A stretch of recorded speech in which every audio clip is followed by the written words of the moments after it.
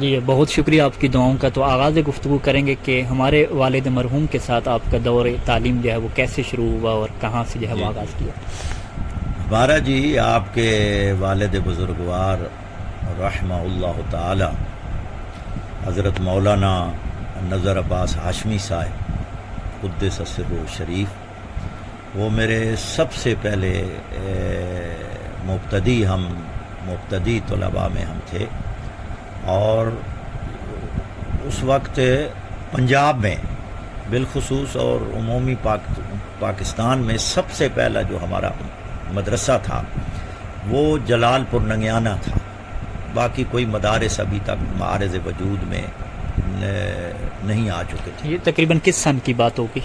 یہ 1982 کی بات ہے، جون کی بات ہے. 1982 جون میں داخل ہوا، اور اس کے بعد آپ کے جو والد بزرگوار تھے مولانا مرحوم، وہ بھی تشریف لائے.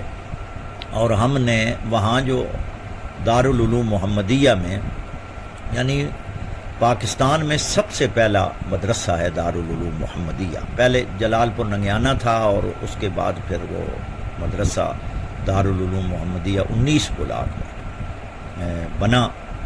اور اس میں اساتذہ جو تھے وہ بڑے بزرگ اساتذہ تھے، اور لکھنؤ کے پڑھے ہوئے تھے. مولانا منور حسین مرحوم اور مولانا نظر حسین ظفر ادبیات میں بہت ماہر تھے.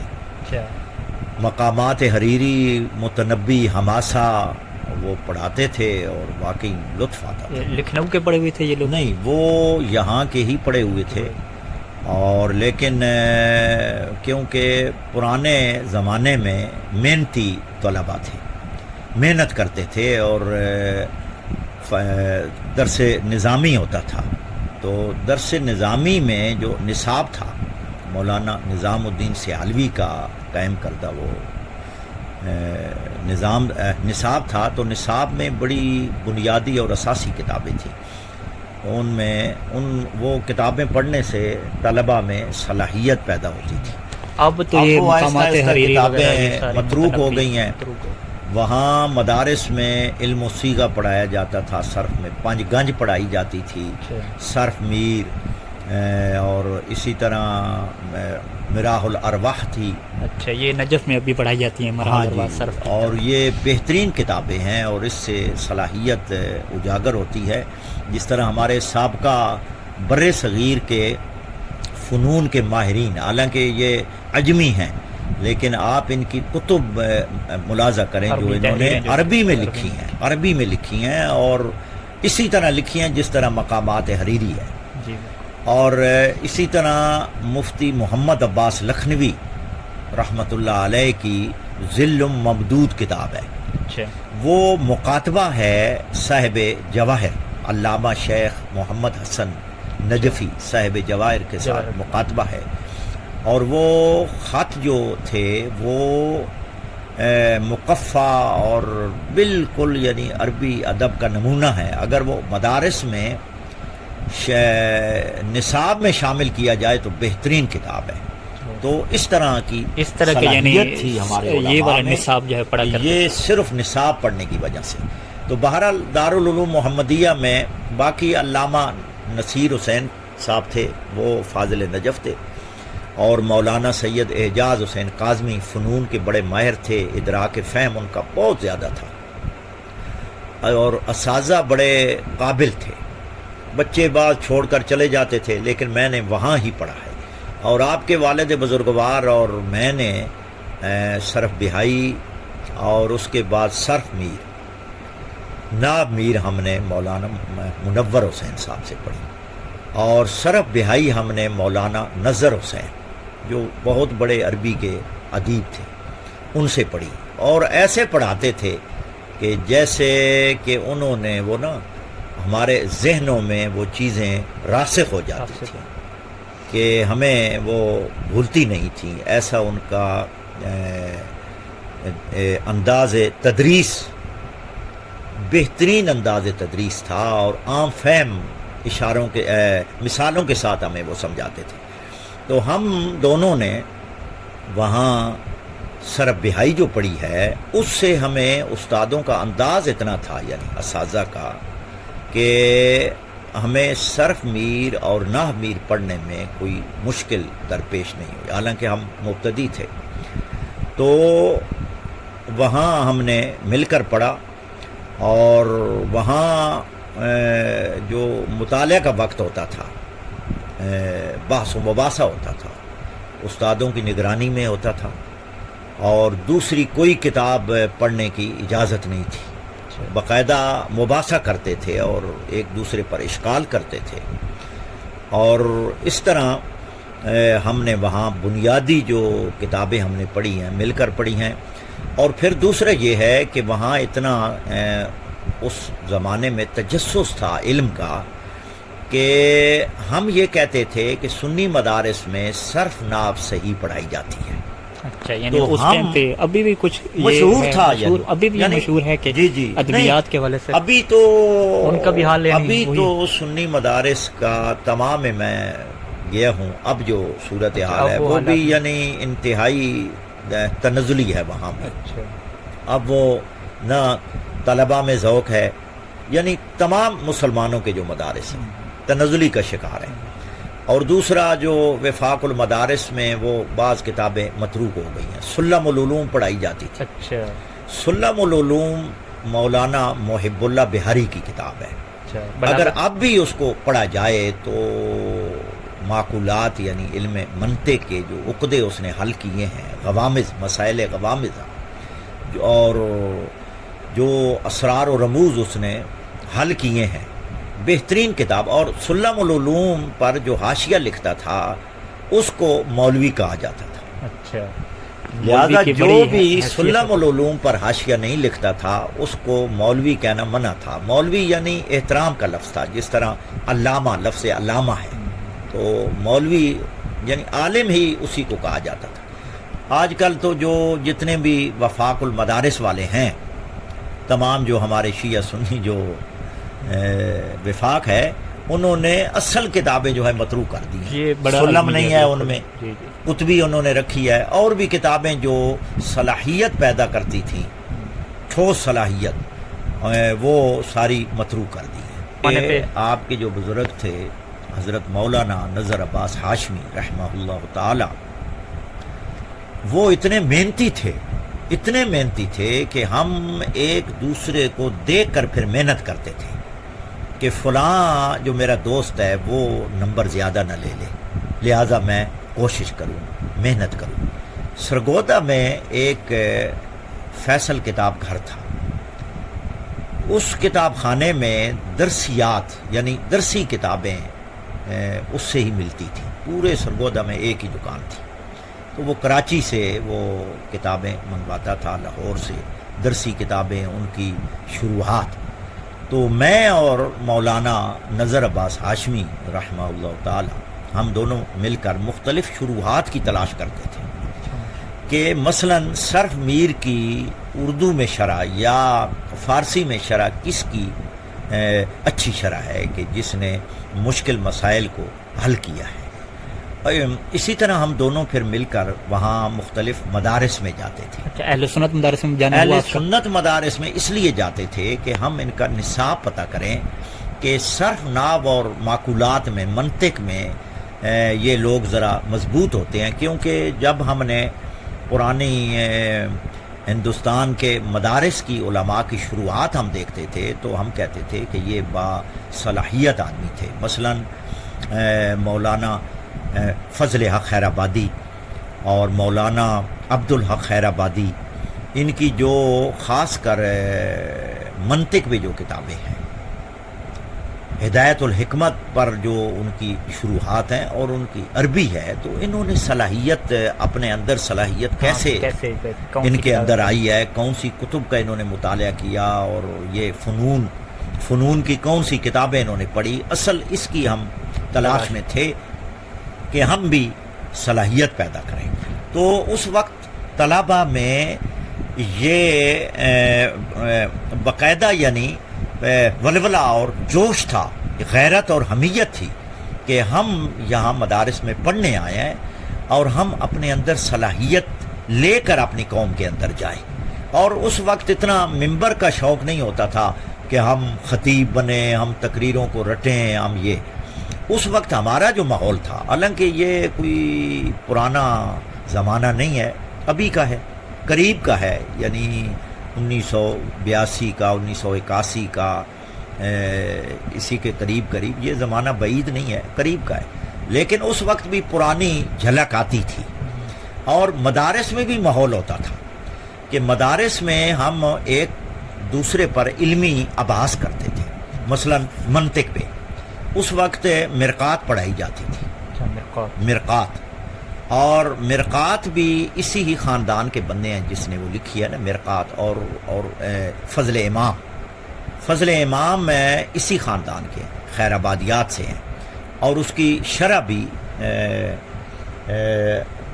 میرا خیال ہے عبدالحق خیر آبادی نے لکھی ہے، مرقات کی شرح عربی میں، وہ بھی میرے پاس ہے. یہ سب کتابیں میرے پاس ہیں، اس لیے کہ ان کی صلاحیت اور مطالعے کے ذوق کے لیے میں نے تمام فنون کی کتابیں یعنی اکٹھی کی ہیں.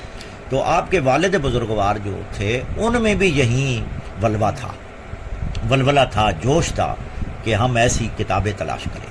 تو سنی مدارس میں ہم جاتے تھے تو وہاں ہم پوچھتے تھے کہ یہاں کا نصاب کیا ہے، سلیبس کیا ہے، وہ ہمیں ذرا دکھائے. تو اس طرح ہم کتابوں کی فہرست بناتے اچھا، تھے. باقاعدہ رہے بھی سے کسی اہل سنت مدرسے میں پڑھنے کی خاطر؟ اچھا، باقاعدہ ہم نہیں رہے. ہم ایک حوالے سے جاتے تھے کہ ہم یہ کہتے تھے کہ میں شیعہ ہوں اور دارالعلوم محمدیہ 19 بلاک میں پڑھتا ہوں. اچھا. اور یہ میرے دوست جو ہیں یہ اہل سنت ہیں. اچھا. اور یہ اپنے مدرسے میں داخلہ چاہتے ہیں اور پڑھنا چاہتے ہیں. آیا ہم آپس میں ایک دوسرے کو مل سکتے ہیں، ایک دوسرے کے مدارس میں جا سکتے ہیں؟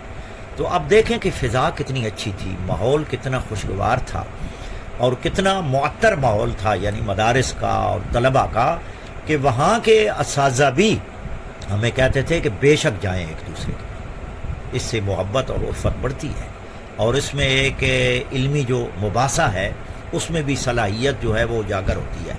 اور بے شک آپ جائیں اور ہم داخلہ بھی دیں گے. اور پھر اساتذہ ہمیں مشکلات بھی بتاتے تھے کہ دین کا راستہ انتہائی وعدہ علیہ السلام و غریبہ سیعود و غریبہ فتوبہ للغرباء. ابھی کے جو طالب علم کی ٹینشن ہے، شروع میں آتا ہے کہتے ہیں میرے مستقبل کا کیا بنے گا، اسی کی طرف میں آتا ہوں. اس کے حوالے سے تو اس وقت آپ کی ٹینشن نہیں ہوتی تھی؟ جی ہمارے اندر یہ ٹینشن نہیں ہوتی تھی کہ ہمارا مستقبل کیا ہوگا، اور ہم یہاں فارغ ہو کر جب جائیں گے تو ہمارا معیشت ہماری یعنی کیا نام ہے، نوکری ملے گی نہیں ملے گی. نہیں، ہمیں اس وقت بس جوش تھا پڑھنے کا کہ ہم پڑھ کر جب آئیں گے تو اللہ تعالیٰ اور محمد و آل محمد وہ ہمارے ان کی نظر کرم ہے، ائمہ کرام علیہ السلام کی، ائمہ اہل بیت کی. تو ہم اس میں نہیں ہمارے اندر ہوتا تھا کہ ہم کیا کریں گے، بلکہ ہمارے اندر یہ ولولہ ہوتا تھا کہ ہم اپنے اندر صلاحیت پیدا کریں. جب ہمارے اندر صلاحیت پیدا ہوگی تو آگے راستے کھلتے جائیں گے، کیونکہ ہم اپنے پرانے علماء کی سیرت کو دیکھتے تھے کہ ہمارے علماء نے مشکل اور انتہائی کھٹن یعنی مراحل میں گزارے ہیں اور دین پر مشکلات ہیں. اس وقت ہمیں پڑھنے کا بھی شوق تھا، علماء کے تذکرے. تو ہم علماء کی سیرت کو پڑھتے تھے تو ہم کہتے تھے کہ وہ بھی یعنی بھوکے نہیں مرے. وہی توکل ہو اللہ کے اوپر، توکل اللہ ہے، اصل للہیت تھی اس وقت. اب جو ہے مرور زمانہ سے ہمارے مدارس جو ہیں وہ تنزلی کا شکار ہوتے رہے.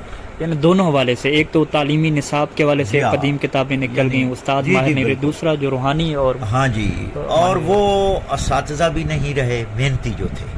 اب جو ان کے شاگردان تھے انہوں نے بھی وہی منہج اور روش اختیار کی ہے.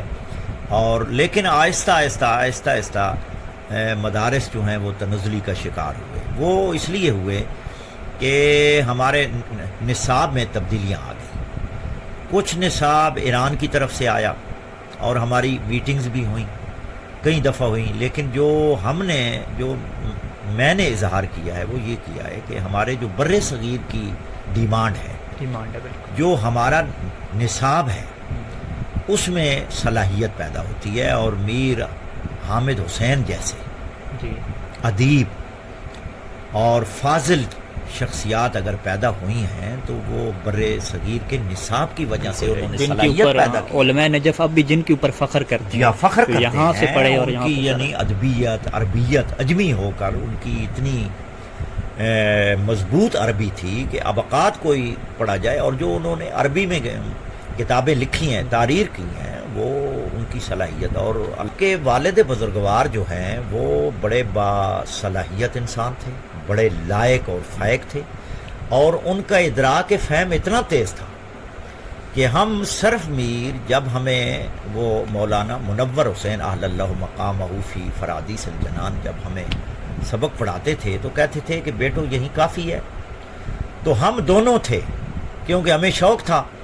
آپ کے والد بزرگوار حضرت علامہ نظر عباس ہاشمی قدس سرہ شریف اور بندہ حکیم، ہم کہتے تھے کہ تھوڑا اور پڑھائیں۔ اچھا ماشاء اللہ، وہ باقی جو ہمارے کلاسی تھے وہ کہتے تھے جی نہیں ہم یاد نہیں کر سکتے۔ وہ جو روایت ہے کہ دو بھوکے کبھی سیراب نہیں ہوتے، جی ان ہاں۔ میں سے ایک طالب علم تھا جن اس کے آپ مصداق تھے کہ بس سیراب نہیں ہوتے تھے۔ بہرحال ہم تو کوئی چیز نہیں تھے، ہمیں صرف وہ جوش تھا اور ولولہ تھا اور حمیت تھی اور غیرت تھی اور ایک شوق تھا۔ اصل ہر علم یا ہر علم کے شعبہ حیات میں چلے جائیں، اصل شوق کا ہے، جتنا شوق یہ زیادہ شوق ہوگا کیسے بندہ زیادہ آخری میں آگے سر یہ شوق ہمارے اندر کیسے پیدا ہو؟ اس ٹائم پہ آپ کی مشکلات کیا تھیں، آج کے طالب علم کی کیا مشکلات ہیں، اور یہ شوق پیدا کرنے کے لیے آج کے طالب علم کی کیا ذمہ داری ہے، مثلا کیا کرے وہ؟ اب دیکھیں کہ کیونکہ مرور زمانہ سے تقاضے بڑھ رہے ہیں، ہمارے زمانے میں نشیب و فراز میں فرق تھا، تقاضے اتنے نہیں تھے، اب تقاضے بھی بڑھ رہے ہیں، تو اس وجہ سے ہمیں ہمارے جو طلبہ ہیں خواہ یہاں مدارس میں پڑھ رہے ہیں یا نجف میں زیر تعلیم ہیں، ان کو اللہ پر بھروسہ کرنا چاہیے، اللہ پر بھروسہ کرتے ہوئے اپنے فنون میں اپنے علم میں توجہ کرنی چاہیے، اور دقت کے ساتھ پڑھنا چاہیے اور اپنی صلاحیت کو اجاگر کرنا چاہیے، محنت کرنا چاہیے۔ اصل مسئلہ ہمارا یہ بھی ہے کہ درسیات میں ہمیں اساتذہ پڑھاتے ہیں، ہم وہاں متن تک اور ترجمے تک محدود رہتے ہیں۔ آج کل طلباء کی جو مشکلات ہیں یا ہمارے طلباء میں جو صلاحیت پیدا نہیں ہو رہی درسیات میں، اس لیے ہے کہ وہ صرف ترجمے تک محدود رہتے ہیں یا جو کوئی شروعات عام کوئی لکھی گئی ہیں، بلکہ ان کو متن کو حل کرنے کے لیے مختلف حواشی دیکھنے چاہیے، اور اس کے بعد مختلف شروحات کی طرف جانا چاہیے، کہ کیونکہ ہر شارح نے اپنی اپنی صلاحیت کے مطابق ان عبارات کو حل کیا ہے۔ پرانے علماء کا یہ طریقہ تھا کہ وہ جب درس پڑھتے تھے تو اس درس کی ان یعنی عبارات کے حل کرنے کے لیے مختلف اساتذہ کے پاس اور مختلف لائبریریوں میں جا کر ان کتابوں کی شروحات کو دیکھتے تھے کہ ممکن ہے اس نے اس کو اس انداز میں حل کیا ہے، فلاں ہے اس نے دوسرے انداز میں حل کیا ہے، تمام وہ چیزیں محفوظ کر لیتے تھے۔ تو اس طرح صلاحیت جو ہے وہ بڑھتی ہے اور آدمی آگے جاتا ہے۔ ہمارے جو طلباء ہیں ان میں وہ اصل ٹینشن میں ہے، فکر روزگار کہ کھا دیا۔ ہمارا مستقبل کیا ہوگا، ہم یہاں سے جائیں گے، کیونکہ ہمارے پاکستان کی مصیبت یہ ہے کہ ہمارے بڑے بڑے علماء ممبر کی زینت بن گئے۔ ٹھیک ہے ممبر پہ بھی جانا چاہیے، لیکن ممبر پہ ہمیں اس وقت جانا چاہیے جب ہمارے اندر صلاحیت پیدا ہو، جب ہم مضبوط عالم ہوں۔ تو ممبر ایک ذریعہ ہے تبلیغ کا، ابلاغ کا ذریعہ ہے، ابلاغ حق کا، کیونکہ ہمارا ماحول ہی ایسا ہے۔ لیکن سب سے پہلے اپنے اندر صلاحیت پیدا کریں، تقویٰ اور علم اور تقوی اور خوف خدا. اس کے بعد خود بخود دیکھیں نا جی، یہ تقوی ایک ایسی چیز ہے کہ اس میں انسان کے اندر خود بخود علم جو ہے نا ودیت ہوتا ہے.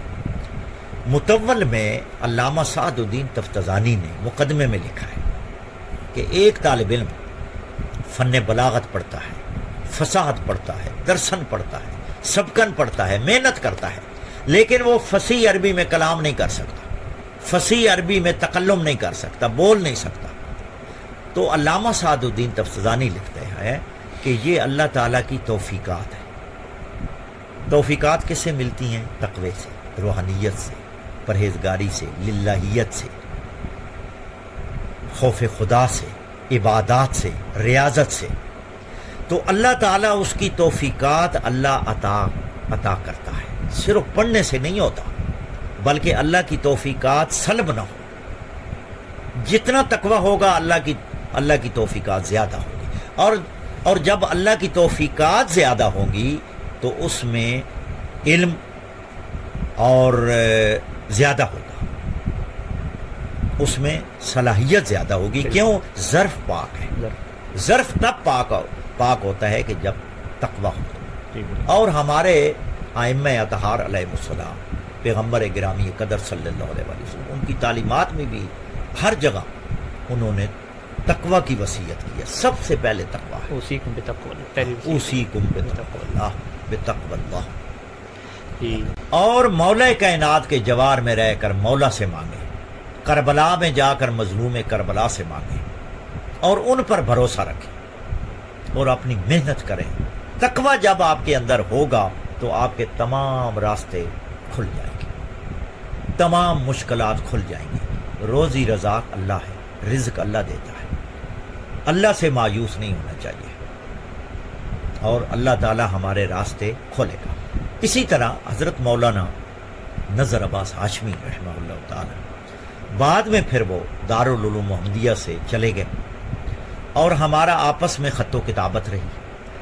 اور میں بہرحال بہت بڑا المیہ ہے، میں اس پر افسوس کرتا ہوں کہ وہ خطوط جو ہے وہ میں محفوظ نہیں کر سکا. جو مولانا مرحوم خط لکھتے تھے میری طرف، انتہائی ان خطوط میں انتہائی ایک للہیت ہوتی تھی، اور علم کی طرف، یعنی وہ جو اردو لکھتے تھے، ادبی اردو، بہترین اردو ان کی ہوتی تھی.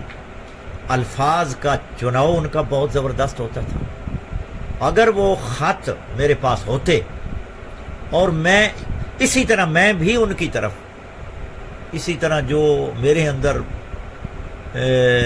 جو میں جانتا تھا، میں بھی پھر اسی طرح خط لکھتا تھا، تاکہ ہمارا خط جو ہے میں بھی اسی طرح الفاظ لکھوں. اردو ادب کا ہاں جی، اردو ادب تو ایک بہترین یعنی ماحول تھا، ذوق تھا. مدرسے کا ماحول بھی ایسا تھا. نصاب بھی ہمارا جب سے ایرانی نصاب آیا ہے، اس سے ہمارے علماء میں وہ صلاحیت نہیں رہی. آپ مکمل مایوس ہیں یا کوئی امید کی طرف بھی؟ نہیں، انشاءاللہ اللہ پر بھروسہ ہونا چاہیے، امید ہونی چاہیے. اور ہمارے بچے جو ماشاءاللہ یہاں بھی پڑھ رہے ہیں اور ایران میں پڑھ رہے ہیں، نجف میں پڑھ رہے ہیں، میں ان کی کیا نام ہے گفتگو کو سنتا ہوں اور ان کے مواعظ حسنہ کو سنتا ہوں، ان کی علمی اور متقن گفتگو کو سنتا ہوں، شائستگی کو دیکھتا ہوں. تو مجھے امید ہے کہ انشاءاللہ وہ یہ جو پھل ہے ثمرآور ہوگا، اور اس کے نتائج یعنی ثمرآور ہوں گے. اور قوم و ملت کے لیے یہ جو غیور اور مظلوم شیعہ قوم ہے، ہمارے ممبروں پر غیر ذمہ دار لوگ، ان کا تسلط ہے. اور اللہ کرے ہماری قوم میں بھی شعور آئے، ہمارے بانی حضرات جو بالخصوص ہیں ان میں شعور آئے کہ ہم قوم کو کس طرف لے جا رہے ہیں. تو وہ بھی علماء کی طرف متوجہ ہوں، اور ہمارے علماء کام کر رہے ہیں انشاءاللہ. اور میں یہ کہتا ہوں کہ آپ یعنی مزید محنت کریں، مزید اپنے پرانے علماء اور ماضی کو نہ بھولیں. ماضی کے علماء کی سیرت پر چلیں گے تو آپ کے اندر صلاحیت پیدا ہوگی. بہت شکریہ آغا صاحب، آپ نے وقت دیا اور والد مرحوم کے متعلق، گزشتہ علماء کے متعلق اور علم دین کا جو شوق اور ذوق تھا، مدارس کا ماحول اور خصوصاً نصاب کے اوپر اور تقوی اور توکل جیسی چیزوں کے اوپر آپ نے ہمیں متوجہ فرمایا۔ اللہ آپ کو صحت دے، زندگی دے، اور ہمیں بھی اللہ موفق و معید کرے۔ ناظرین محترم، یہاں سے جو ہے ہم آپ سے اجازت چاہیں گے والد مرحوم کے ہمارے پرانے دوست مولانا آفتاب جوادی صاحب اور تقی ہاشمی کو اجازت دیجیے۔ والسلام علیکم ورحمۃ اللہ وبرکاتہ۔